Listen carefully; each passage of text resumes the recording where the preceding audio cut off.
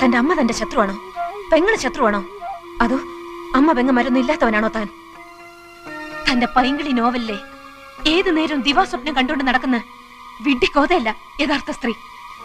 ഒരു പുരുഷനും യഥാർത്ഥ സ്ത്രീ അറിയില്ല, അവളുടെ മനസ്സറിയില്ല. IAS-കാരനായ കളക്ടർ മുൻപിൽ നോക്കാതെ എന്നെ സസ്പെൻഡ് ചെയ്തു.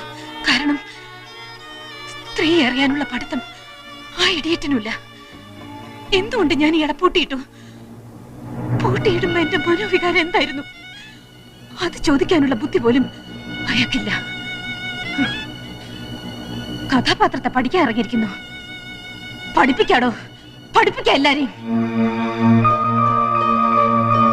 I am a self made woman. ഒരുത്തിന്റെ ഔദാര്യം ഇല്ലാതെയാണ് സ്വയം ഈ നിലയിലെത്തിയത്. ആരും എന്നെ തോൽപ്പിക്കാൻ ഞാൻ സമ്മതിക്കില്ല. എന്റെ തോൽവി ആഘോഷിക്കാൻ ഞാൻ